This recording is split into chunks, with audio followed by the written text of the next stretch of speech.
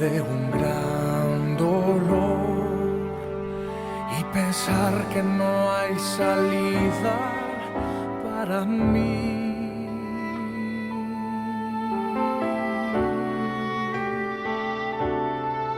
Pero hay una verdad que nunca me dejará desfallecer, y aunque yo no la deba merecer, me sostiene.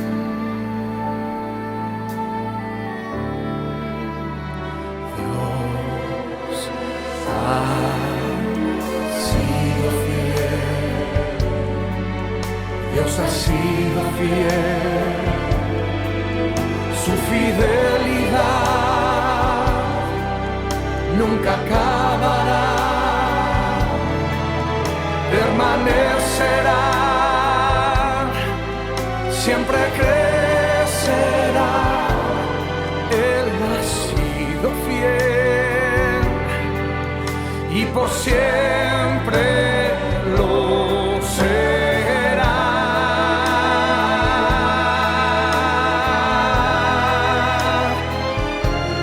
Él ha sido fiel y por siempre lo será. Aunque en mi vida haya duda, en plena noche oscura, Él extiende sus brazos de amor. Y estando en la tormenta, su mirada me alienta y otra vez me deja ver que ha sido fiel. Ha sido fiel. Dios ha sido fiel. Dios ha sido fiel. Su fidelidad nunca acabará. Permanecerá. Siempre crecerá. Él ha sido fiel y por siempre lo será.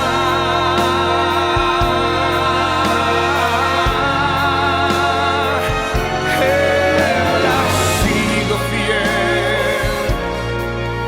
Él ha sido fiel. Él ha sido fiel y por siempre lo será.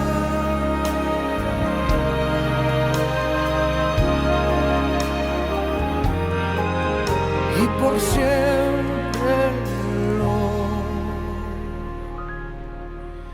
será.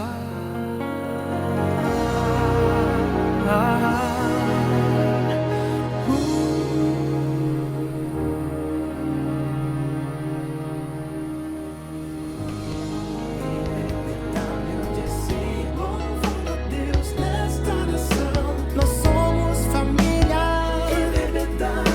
Nós somos família. Estamos aqui pra te acolher, Nós somos família.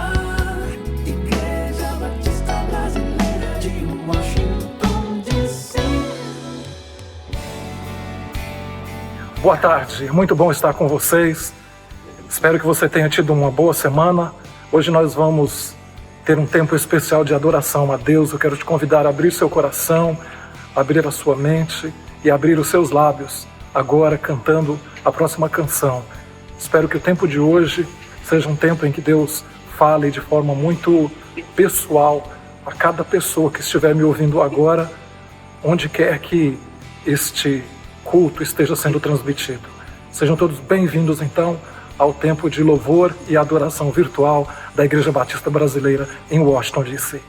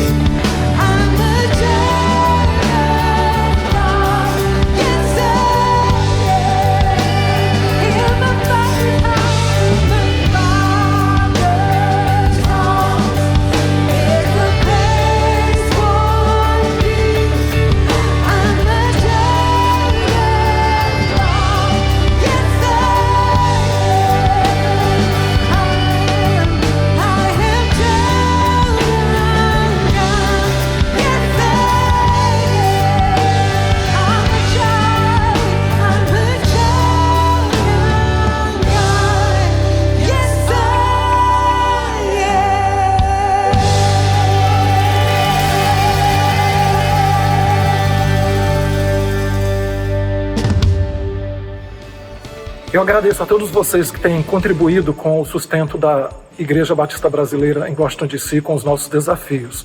Um dos desafios que temos neste momento é levantarmos recursos para comprarmos cestas básicas para a Missão Sal na cidade de São Paulo, na periferia, mais exatamente na periferia da cidade de Santo André.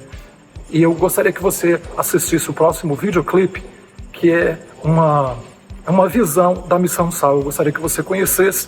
Se você não conhece o pastor Paulo Capelletti, que é meu amigo da nossa igreja já há muitos anos, gostaria que você assistisse esse vídeo, que você se inteirasse, que você se encorajasse a contribuir. Cada cesta básica em reais custa R$50 e em dólar $10. Quero convidar você a participar, se você participar, quando participar. Se você for dar uma cesta básica, 2, 3, 10, escreva Missão Sal. Enderece para a nossa igreja, que nós estamos encaminhando para o Brasil, para a conta da Missão Sal. Nós já começamos essa campanha, mas ela ainda não terminou. Que Deus te abençoe. Então você pode contribuir em seguida. Você vai assistir o videoclipe, depois vai ouvir uma música. Durante a próxima música você pode cantar, participar e também fazer a sua doação. Ou então utilize o tempo que lhe for conveniente para isso.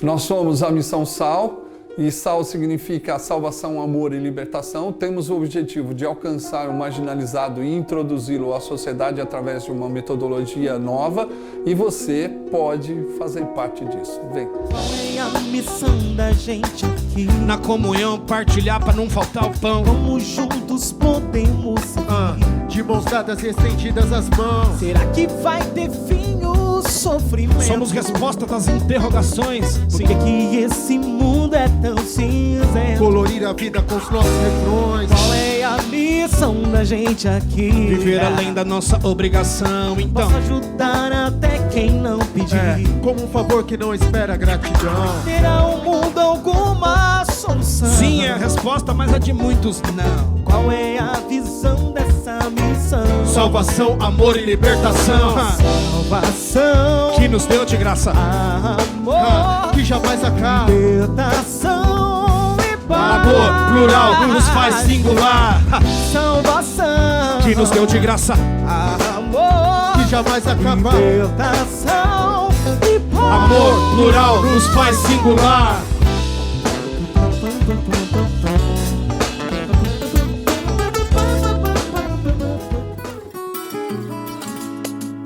Para fazer a sua doação, basta acessar o nosso site www.ibbwdc.org e logo abaixo clique em Como Doar. Você poderá fazer a sua entrega de dízimos e ofertas com cartão de crédito, transferência bancária, mensagem de texto, ou também você pode enviar um cheque pelo correio para o nosso endereço que aparece logo abaixo. A qualquer momento durante o culto, você poderá direcionar a câmera do teu celular para o QR Code que aparece aqui na tela e você será direcionado diretamente para a página de como doar em nosso site pelo navegador de internet do teu celular. Deus te abençoe.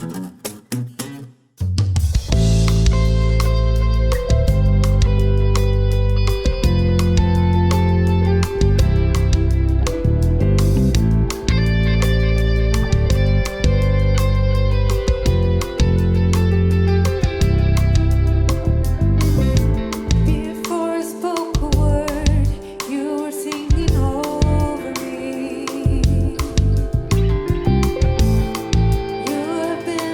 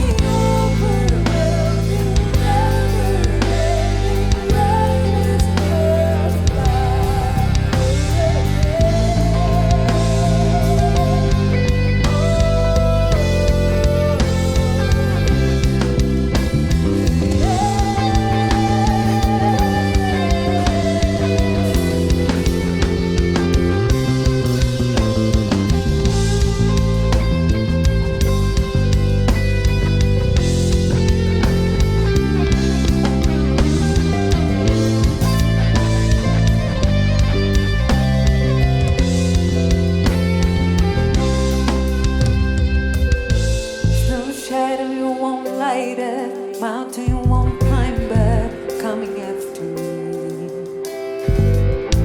Stone wall you won't kick down, I won't tear down, coming after me. Stone shadow you won't light up, mountain you won't climb back, coming after me. Stone wall you won't kick down, I won't tear down, coming after me. Stone shadow you won't light up, mountain you won't climb back, coming after me. No, I won't kick down, I won't tear down, coming after me. Oh, the overwhelming, never-ending, reckless love of God. Oh, it chases me down, finds to life, I'll be tonight, tonight. I couldn't love it, I don't deserve it, still you give yourself away. Oh, the overwhelming, never-ending, reckless love of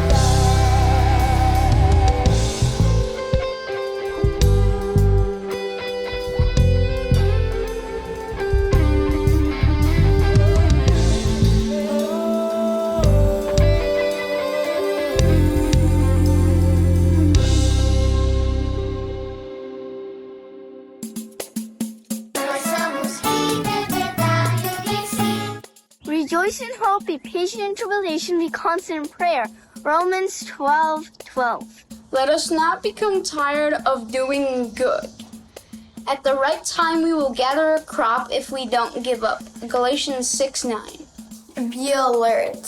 Stand firm in the faith. Act like a man. Be strong. Corinthians 16:13. Children, obey your parents in the Lord, for this is right. Ephesians 6:1. Don't do anything only to get ahead. Don't do it because you are proud. Instead, be humble and value others more than yourselves. Philippians 2-3. Trust the Lord in all your heart. Do not depend on your own understandings. Proverbs 3:5. Guarda-me, ó Deus, porque é de confio. Salmos 16:1. She speaks, her words are wise, and she gives instructions with kindness. Proverbs 31:26. Happy Mother's Day! Don't you worry about anything. Instead, pray for everything. Filipenses 4:6. Don't brag about tomorrow since you don't know what the day will bring. Proverbs 27:1. I wait the Lord, my whole being waits, and in his word I put my hope. Psalms 135. Be strong and courageous. Do not be afraid. Your Lord your God is with you wherever you go. Joshua 1:9 Part B. I have told you all this so that you may have peace in me. Here on earth you will have many trials and sorrows, but take heart, for I have overcome the world. John 16:33. Assim como uma mãe consola seu filho, eu também o consolarei em Jerusalém. Vocês serão consolados. Isaías 66:13. Feliz Dia das Mães. May you always be joyful in your union with the Lord. I say again, rejoice. Philippians 4:4. Os filhos das filhas são a coroa para os idosos, e os pais são o orgulho dos seus filhos. Provérbios 17:6. Tchau! Eu estarei com vocês todos os dias. Mateus 28:20. Joy of the Lord is your strength. Nehemiah 8:10. Happy Mother's Day. Simply let your yes be yes and your no be no. Matthew 5:37. Do everything without grumbling or arguing, so that you may become blameless and pure, children of God in a warped and crooked generation. Then you will shine among them like stars in the sky, as you hold firmly to the word of life. Philippians 2:14-16. Deixa eu ler pra assim. Jesus disse: eu sou o caminho, a verdade e a vida. Ninguém pode ver a paz senão por mim. João 14:6. Filosofia, Nova Senhor. Sapo 3:56. Nós somos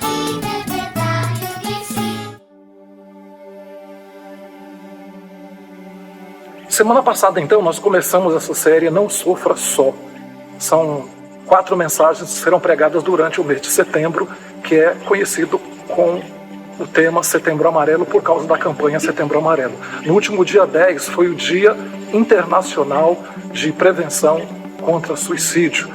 E nós estamos envolvidos, refletindo a respeito de sofrimento e pensando sobre a questão do suicídio. Índices alarmantes. Na semana passada eu já falei sobre isso.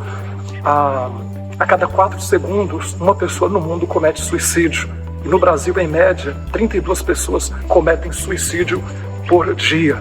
Os índices, então, são terríveis. Por causa disso, nós estamos trabalhando junto com essa campanha que está acontecendo em grande parte do mundo para que esses índices diminuam ou para que nós possamos aprender, ter consciência de como agir preventivamente em relação ao assunto. E nós começamos então falando sobre a questão do sofrimento, e o tema que eu utilizei foi porque creio em Deus, porque nos bastidores do sofrimento as motivações da nossa fé são confrontadas, sempre são confrontadas. Quando nós observamos cenas de sofrimento, quer nós estejamos envolvidos ou não, nós ficamos perplexos, e surgem sempre 2 questões. A primeira questão é em relação à bondade de Deus, a segunda em relação ao poder de Deus. Ou Deus é bom ou Deus é todo-poderoso. E foi David Hume, um filósofo escocês da modernidade, um filósofo importante, que levantou essa questão: o Deus é bom ou Deus é todo-poderoso? Se Deus é bom, ele não é todo-poderoso. Se ele é todo-poderoso, ele não é bom. Ele pode ser bom e por causa da bondade dele, ele detesta tudo de ruim, os níveis altos de suicídios, os tsunamis, a violência, a crueldade, enfim, tudo de ruim. Deus não gosta porque ele é bom, só que ele não é todo-poderoso porque ele não consegue impedir que as coisas ruins e que nos fazem sofrer aconteçam. Ou então ele é todo-poderoso, ele pode sim fazer parar tudo isso, só que ele não faz porque ele não é bom. Bom, a grande questão é que o sofrimento, as coisas ruins que acontecem no mundo não são obras diretas de Deus. A princípio, Deus Deus planejou que as coisas fossem boas. Se você ler Gênesis 1 e 2, você vai ver que Deus criou tudo e tudo era muito bom. Gênesis 1:31 está escrito isso. Era tudo muito bom. Essa foi a conclusão de Deus. Mas no capítulo 3, aquele sistema bom entra em colapso. Então, o que existe são 4 canais que eu gostaria de apresentar agora rapidamente, revisando a semana passada, que são canais do sofrimento. O primeiro deles, então, é esse sistema em desequilíbrio.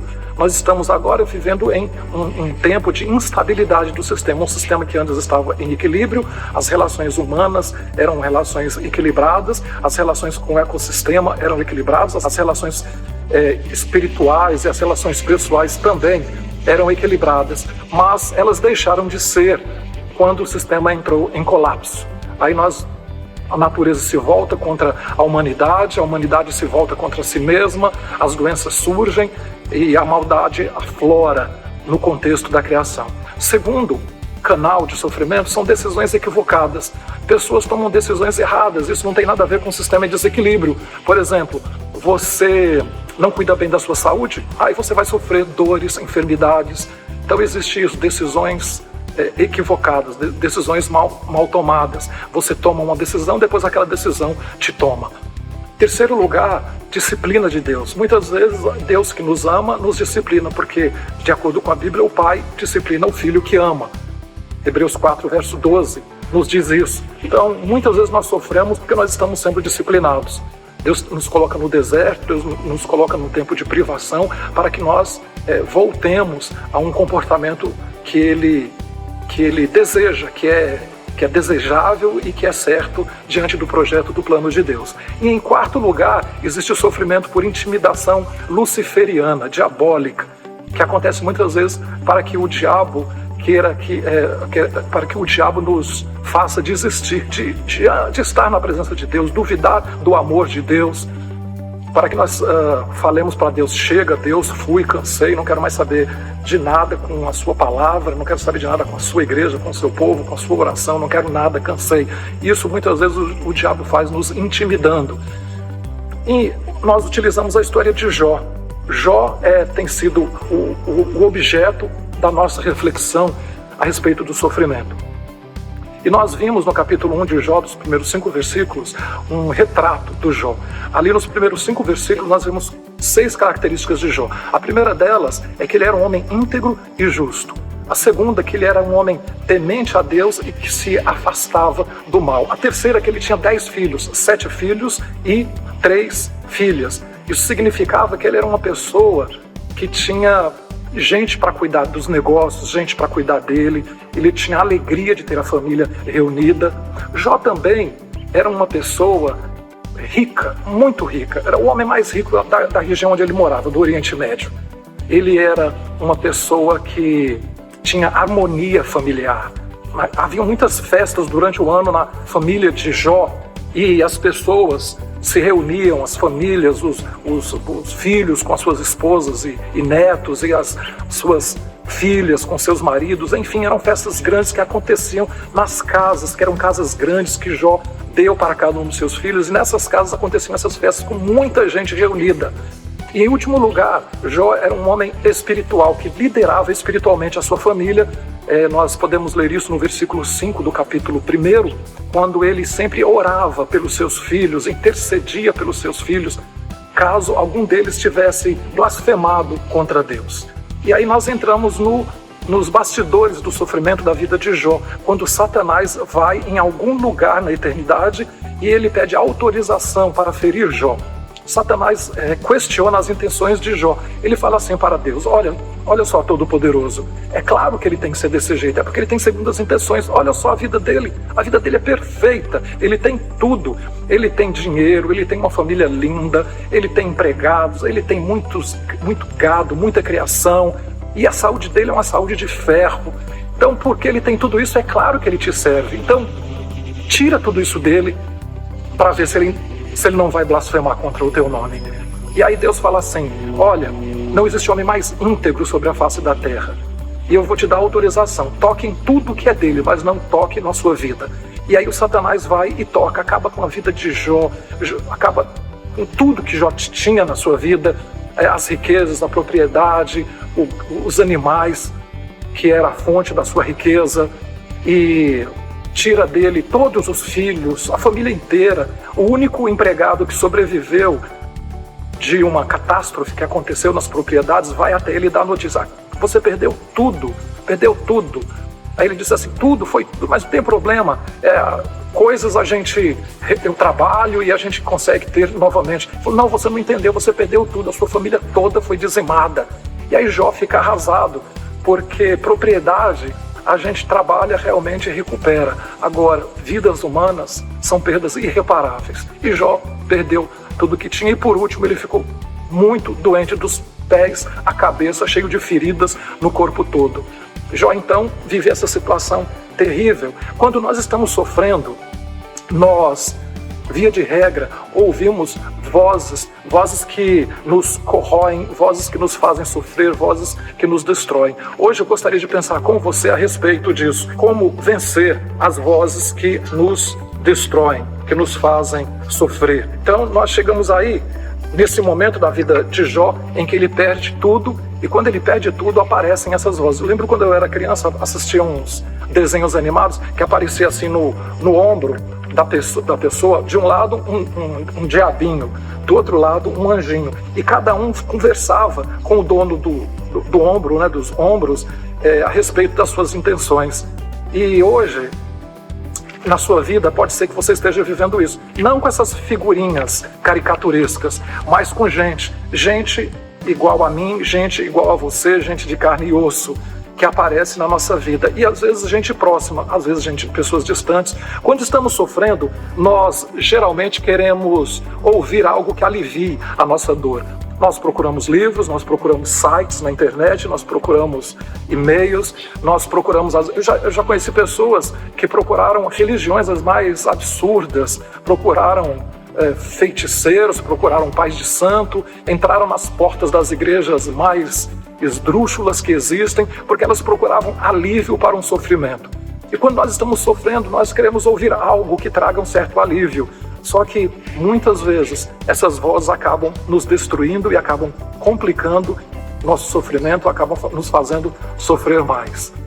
E hoje eu gostaria que nós víssemos 3 vozes. São vozes que Jó ouviu, vozes próximas e vozes distantes. A primeira voz foi da esposa dele, são apenas 2 versículos. Capítulo 2, no verso 9, nós podemos ouvir a esposa de Jó dizendo assim: ainda retens a tua integridade, blasfema de Deus e morre.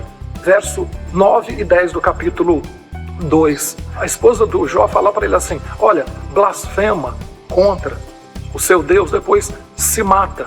A esposa de Jó não teve sensibilidade para suportar a fragilidade, o sofrimento de Jó.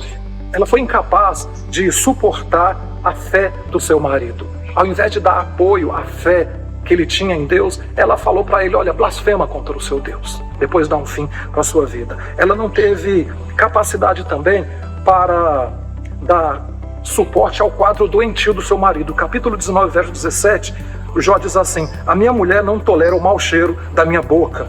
O Jó estava fedendo, ele estava todo ferido dos pés à cabeça. É normal pessoas enfermas por algum tempo começarem a ter mau cheiro. Isso é normal, isso acontece.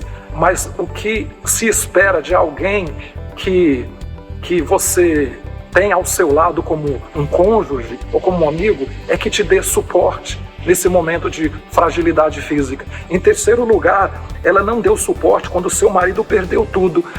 Antes de Jó estar vivendo o que está vivendo, aquela mulher estava lá dentro daquela família ideal.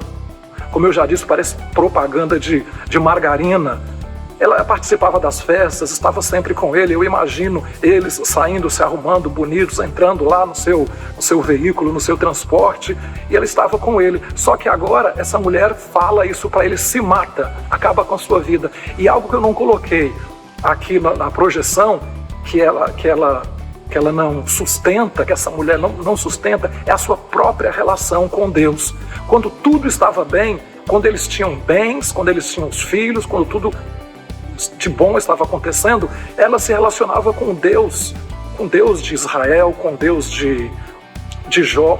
Mas agora, nesse momento, ela muda o seu comportamento. O que nós podemos ver na esposa de Jó é aquilo que eu chamo de visão triunfalista. A voz dela, a fala dela, a presença dela nos apresenta uma visão triunfalista. É a visão que muitas igrejas cristãs, e eu falo sobre cristãs evangélicas, que é as que eu mais conheço, tem essa visão triunfalista. É uma visão que traz problemas para a vida de muitas pessoas, traz desvio de fé, traz também muitas doenças mentais. Um psicólogo que é um professor de psicologia escreveu uma tese, e na tese ele defendia e provou na sua tese que nos hospícios está cheio de pessoas com problemas mentais, de loucura, e com nomes evangélicos, muitos Elias, Ezequiéis, muitos Israéis, nas igrejas evangélicas, muitos Jeovás, das igrejas evangélicas dentro dos hospícios, muitos que vieram dessas igrejas que pregam sermões e doutrinas triunfalistas. É aquela doutrina que diz assim: olha, vem para cá que tudo de bom vai acontecer, dá a sua oferta que as portas do céu vão se abrir sobre a sua vida, entregue a sua vida para Jesus e os problemas desaparecerão. Entretanto, Deus não é esse Deus que cria filhos mimados.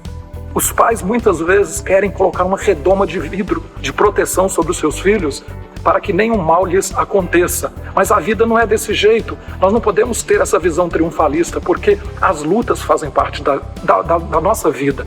Nós precisamos entender isso. Tem uma música de uma banda de rock que não é famosa, chamada Los Hermanos, que eu gostaria que vocês ouvissem, porque essa música, a letra dela vem na contramão da visão triunfalista. Então ouça essa música, depois eu vou continuar.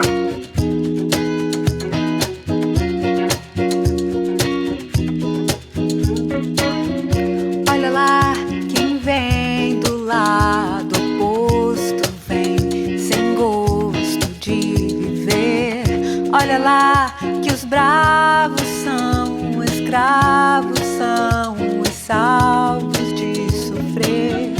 Olha lá, quem acha que perder é ser menor na vida. Olha lá, quem sempre quer vitória e perde a glória de chorar. Eu que já não quero mais ser um vencedor. Leva a vida devagar pra não faltar amor. Olha você e diz que não, vive a esconder o coração.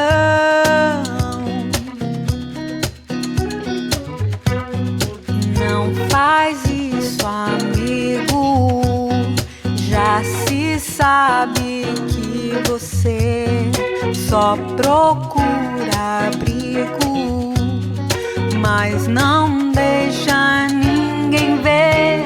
Por que será?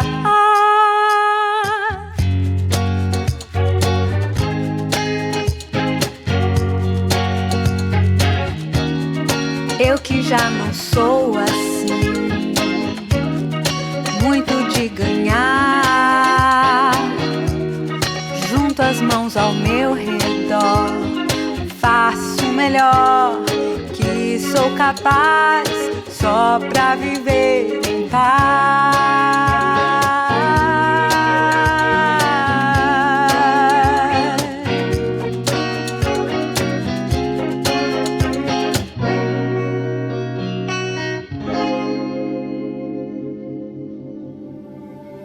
A letra dessa música, então, ela nos leva para o oposto dessa visão. Se você é filho de Deus, nada de ruim vai te acontecer. Ela nos ajuda a pensar e a ilustrar essa verdade. A mulher de Jó era essa mulher. Quando tudo estava bem, ela estava com Deus, ela respeitava e reverenciava Deus. Quando tudo vai mal, ela blasfema. Ela fala essa besteira tão grande, blasfema contra o teu Deus, depois se mata. E olha que eu vejo esse comportamento em muitas pessoas ao meu redor. Gente que fica esperando de Deus só as bênçãos de Deus, as coisas boas da parte de Deus. Essa mulher, então, fala à cabeça, ao ouvido de Jó, para fazer ficar pior a situação em que ele estava. Mas tem mais pessoas que falam a Jó, a cabeça de Jó.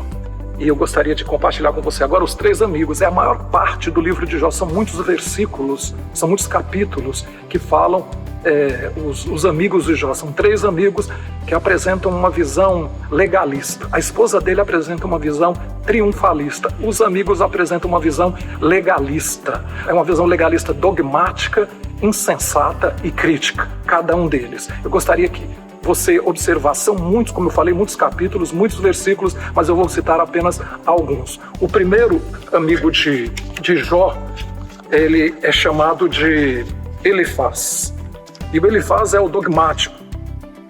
O Elifaz dogmático, Elifaz de Temã, e capítulo 4, versos 7 a 8, ele diz assim: você lembra de alguma pessoa inocente que tenha caído na desgraça, ou de alguma pessoa honesta que tenha sido destruída? Tenho notado que os que aram campos de maldade e plantam sementes de desgraça só colhem maldade e desgraça. Como uma tempestade, Deus os destrói na sua ira. Este dogmático é aquele tipo de pessoa que tem resposta bíblica e teológica para tudo o que acontece. E o que ele está falando aqui é quase que perguntando para ele assim, qual foi o seu pecado? E nós já vimos que Jó não cometeu pecado nenhum. Ele não está sofrendo aqui porque ele está em um sistema em desequilíbrio, não é disciplina de Deus, não é decisão equivocada, mas ele está vivendo aquilo que nós chamamos de intimidação do diabo, de Satanás. Está sendo intimidado nesse momento para exatamente falar para Deus assim, Deus, eu não te quero mais, para fazer aquilo que a esposa dele sugeriu que ele fizesse. Então vem esse amigo dele e dá essas ideias com a teologia, com um conteúdo bíblico. O interessante é que esses amigos vieram de diferentes lugares. Esse veio de Temã, cada um veio de pontos extremos. Eram amigos mesmo. Amigos que fazem isso, que na hora da dificuldade pegam um avião, pegam um ônibus, um carro e vai até onde você está para ser solidário. E eles foram solidários, sim, no começo. No começo, eles ficaram 7 dias em silêncio absoluto, sem falar nada. Mas aí quando começa a falar, começa o problema.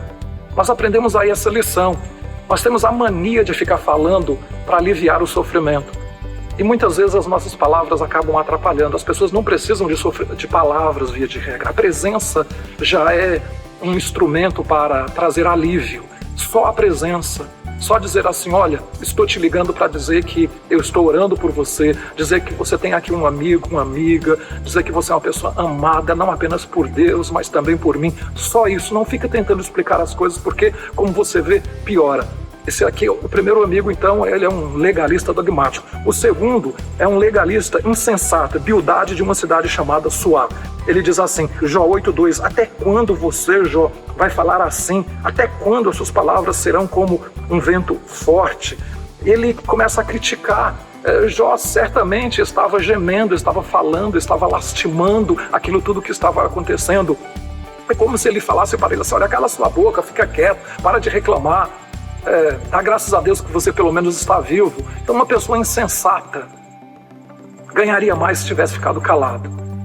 Mas o Zofar de Naamá era uma outra localização, uma outra cidade. Esse aqui é um legalista crítico. Veja só o que ele fala no capítulo 20, verso 19. Isso porque explora os pobres e os esquece e rouba as casas dos outros em vez de construir as suas. Verso 20, ele nunca está satisfeito com o que possui. Quer ter sempre mais e mais.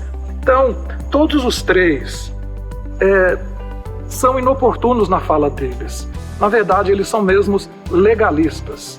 E a verdade extrema é tão prejudicial quanto a mentira extrema. A verdade extrema é tão perigosa quanto a mentira extrema. Precisamos tomar muito cuidado com as nossas verdades, porque aquilo que é verdade de Deus na sua vida não é a sua verdade, é a verdade de Deus na sua vida, que nem sempre é a verdade de Deus na vida de uma outra pessoa, porque muitas vezes nós saímos por aí metralhando as pessoas ao nosso redor com a verdade de Deus vivida na sua vida ou entendida por você na sua experiência pessoal, quando Deus está agindo de forma diferente na vida de uma outra pessoa. Precisamos tomar muito cuidado para não sermos tão ortodoxos, mas ortopráticos na nossa vida. E a verdade de Deus para a igreja de Deus é amai-vos uns aos outros, perdoai-vos uns aos outros, carregai as cargas uns dos outros. E isso não é falando, não é metralhando, não é jogando na cara das pessoas. A gente não aprende a amar em sala de aula, você não aprende a amar ouvindo sermão, a gente aprende a amar praticando, a gente aprende a perdoar praticando, a gente aprende a carregar as cargas uns dos outros praticando, nós aprendemos generosidade praticando. Muitas vezes nós olhamos, eu escuto e vejo o comportamento de pessoas falando assim, aquela pessoa tem o dom disso, aquela pessoa tem, por isso é mais fácil para aquela pessoa. Não, isso não é verdade, essa é uma mentira diabólica. O amar, o perdoar, carregar as cargas, a generosidade é pesada e é difícil para todas as pessoas. A diferença é que alguns praticam e a prática traz a sensação de que é fácil ou de que é leve, mas é igual musculação. Quantos de vocês praticam musculação? Se você não pratica, se você não pratica, você vai aprender praticando. E você, quem já praticou, sabe que é assim que funciona. Se você vai levantar um peso de 25 libras ou 20 quilos, sei lá, você nunca fez isso. Você faz isso no primeiro dia, no outro dia seu corpo está cheio de dores. Foi isso que Jesus quis dizer quando ele falou que meu jugo é suave e meu fardo é leve. Ele quis dizer que o peso continua sendo o mesmo. Vinde a mim, todo vós que estáis cansados e sobrecarregados. Ele não quis dizer que o peso, os 25 libras, os 25 quilos, iria mudar. Continuará sendo o mesmo peso, só que a prática do amor, a prática do carregar as cargas uns dos outros, a prática do perdão, a prática da generosidade, essas práticas vão criando em você musculatura espiritual e aquilo que é pesado passa a ser leve. Então, nós devemos ser pessoas ortopráticas e não ortodoxas no que diz respeito às pessoas que estão sofrendo ao nosso redor, porque senão nós vamos ser iguais aos amigos de Jó, que eles tinham uma doutrina certa, só que essa doutrina certa era tão prejudicial naquele momento quanto se fosse uma doutrina errada. Nós precisamos tomar muito cuidado e sermos mais práticos em termos de fé, de declaração da nossa fé e de palavras de Deus, especialmente com as pessoas que estão sofrendo ao nosso redor. Na época de Jesus havia essa prática também, quando no João capítulo 9 os discípulos perguntam para Jesus assim: quem pecou, ele ou seus pais, para que nascessem doentes, para que tivesse aquele problema de cegueira? Aí Jesus fala para eles: olha, ninguém pecou, não tem nada a ver com pecado. É o mesmo caso dos amigos de João. O que foi que você fez para estar assim? Não fez nada, absolutamente nada. A questão não era essa. Existe uma terceira postura. A primeira postura, então, é triunfalista, a segunda é legalista e a terceira é racional, que é a postura de um jovem que aparece aqui na história, que é um jovem cheio de conhecimento, cheio de cultura. É chamado de jovem sábio, o nome dele é Eliú. O jovem sábio Eliú está no capítulo 35, verso 16. Logo, Jó, em vão, abre a sua boca e sem ciência multiplica palavras. 36, 21. Guarda-te e não te inclines para a iniquidade, porquanto isto escolheste antes que a tua miséria. E capítulo 36, verso 21, agora a nova tradução na linguagem de hoje. Você está sofrendo por causa da sua maldade. Cuidado, não se volte para ela. Eu chamo isso de visão racional, porque esse rapaz aqui não é parente, não é amigo, ele é um intrometido. É dessas pessoas que aparece para dar explicação de tudo. É uma pessoa que acha que tudo na vida tem explicação. Ele chega lá, partindo da perspectiva dele, para explicar o que está acontecendo na vida do Jó. Ele tem uma visão, então, racionalista, uma visão positivista, cartesiana. E nós vivemos em um mundo assim, que tenta explicar muitas vezes o inexplicável. Como, por exemplo, a teologia liberal, que explica os milagres. Ele explica que não é bem assim. Não é bem que Jesus multiplicou 5 pães e 2 peixes para milhares de pessoas se alimentarem. Não é assim que Jesus andou sobre as águas. Não é assim que o mar se abriu. Eles têm explicação para o inexplicável. E muitas vezes eles tentam explicar Deus. As pessoas querem explicar Deus. Olha, existem muitas coisas na vida que não têm explicação. Foi Agostinho que disse que se eu consigo explicar Deus, ele não é Deus. Se eu consigo ter resposta para tudo, Deus não é Deus, eu sou Deus, eu me transformo em Deus. A verdade é que muitas coisas não têm explicação, muitas coisas estão no terreno do mistério, do enigmático. E se nós pudéssemos explicar Deus e ter resposta para tudo, isso iria na contramão, ao contrário do que está escrito na própria palavra de Deus, em Deuteronômio capítulo 29, verso 29, quando diz assim, que as coisas encobertas pertencem ao Senhor, ao nosso Deus, mas as reveladas pertencem a nós e aos nossos filhos para sempre, para que sigamos todas as palavras desta lei. Essa terceira voz é uma voz racionalista, é a voz que quer explicação. Por que está acontecendo isso comigo? Por que eu nasci assim? Por que essa vida tão cheia de problemas está me acometendo? Por que tanta desgraça? tanta mazela? Por que tanta coisa ruim está acontecendo na minha vida? Não tem perguntas. Existem momentos na vida que ter respostas para essas perguntas é uma busca em vão, é uma busca que não vai levar a lugar nenhum, até porque não tem resposta. Não existem respostas para muitas coisas que acontecem em nossas vidas. Lembrando mais uma vez que é uma grande ilusão querer atravessar a vida ileso de sofrimentos. Essa é uma visão triunfalista, é a visão da esposa de Jó. Na vida não tem explicação para tudo. Ter a palavra certa, ter a verdade certa, isso não adianta muito em termos de sofrimento, e ter uma explicação para tudo, isso não muda nada, até porque muitas coisas não têm explicação, muitas coisas não têm resposta, muitas coisas estão no terreno do enigmático. Então, nesse momento, quando não tem resposta, a alternativa seria crer, ter fé. E nós estamos aqui para o encontro de fé. Esse é um encontro de fé. Gostaria que você experimentasse nessa semana depositar a sua fé em Deus. É muito possível que você tenha ouvido vozes que estejam te destruindo, te corroendo. Eu quero convidar você hoje a ouvir a voz de Deus, a ouvir a palavra de Deus e deixar que a palavra de Deus habite em seu coração. Existem vozes que nos corroem, vozes que nos emburacam, vozes que nos levam para a sepultura, vozes que nos afundam, que nos deprimem. Quero te convidar a ouvir uma voz, a voz de Jesus, aquela palavra de Jesus que diz que meu fardo é suave, meu jugo é leve. Eu quero te convidar a experimentar a voz de Jesus, a experimentar a prática dos ensinos do Mestre, do Senhor Jesus, para que você possa vivenciar isso na sua relação com as pessoas que estão sofrendo nesse momento e na sua própria vida. E para refletir, para você praticar, eu tenho aqui algumas perguntas. Em meio ao sofrimento, você tem dado ouvidos aos conselhos insensatos? É a primeira pergunta. Segundo, em meio ao sofrimento, o que tem feito você desconfiar de Deus? Crer que apenas coisas boas acontecem? Crer que, cumprindo regras, coisas boas acontecem? Crer que todas as perguntas têm resposta?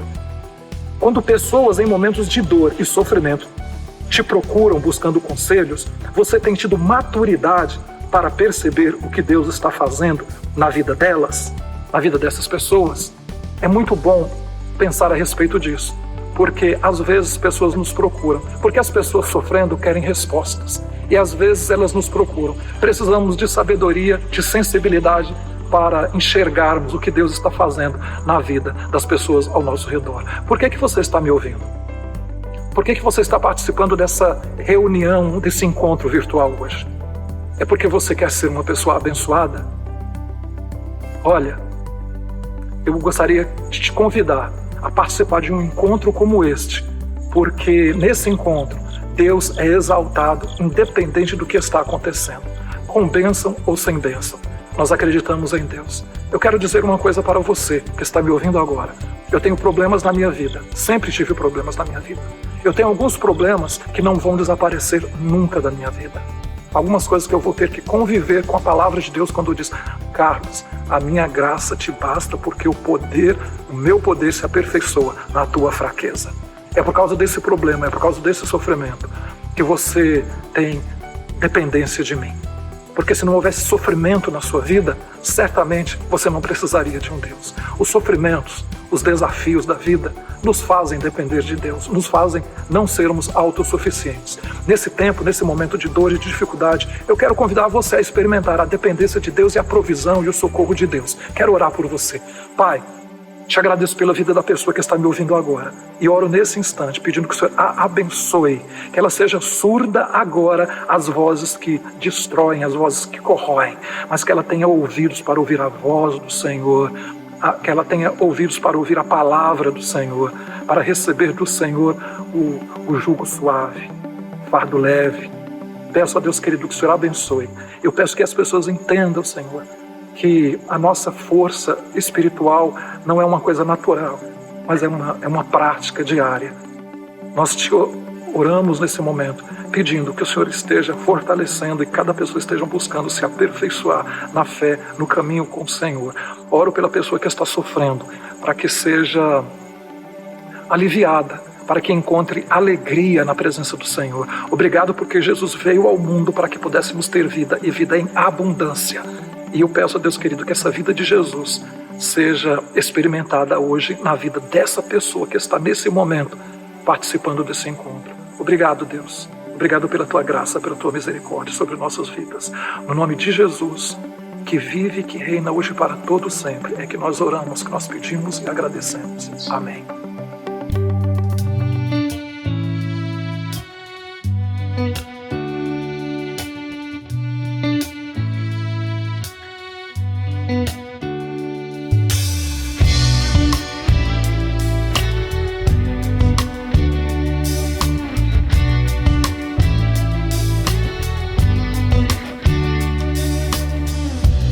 Walked among the shadows, you wiped my tears away. I felt the pain of heartbreak, I've seen the brighter day. I pray prayers to heaven from my lowest place. I have held your blessings, God, you give His hate away. No matter what I have, your grace is enough. And no matter where I am, I'm standing in your love. On the mountains I will mount my life to the one who sees me there. In the valley I will lift my eyes to the one who sees me there. When I'm standing on the mountain, I didn't get there on my own. When I'm walking through the valley, I know I am not alone. You're God of the hills and valleys. Hills and valleys, God of the hills and valleys, I am not alone.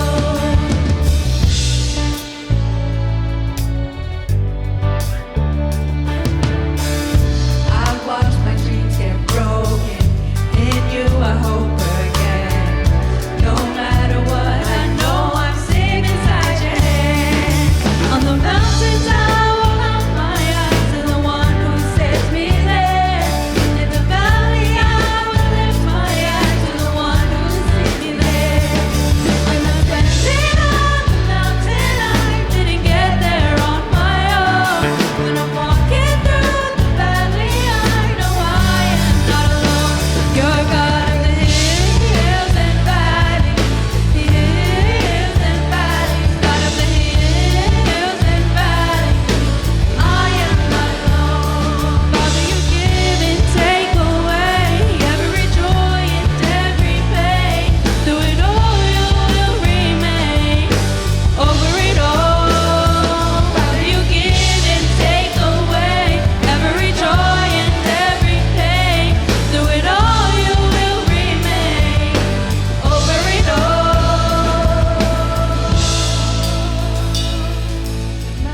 I will bow my life to the one who sent me there. In the valley, I will lift my eyes to the one who sees me there. Standing on the mountain, I didn't get there on my own. When I'm walking through the valley, I know I am not alone. You're God of the hills and valleys. Hills and valleys, God of the hills and valleys, I am not alone. God of the hills and valleys. Hills and valleys, God of the hills and valleys, I am not alone.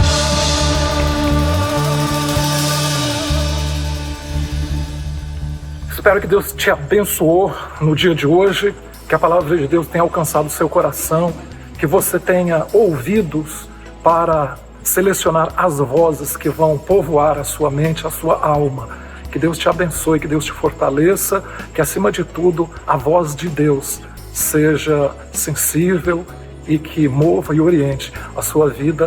Desejo uma boa semana abençoada, que o Senhor te abençoe e te guarde, que o Senhor faça resplandecer o seu rosto sobre ti e tenha misericórdia de ti. Que o Senhor sobre ti levante seu rosto e te dê a paz. Uma boa semana, na graça e na paz do Senhor Jesus.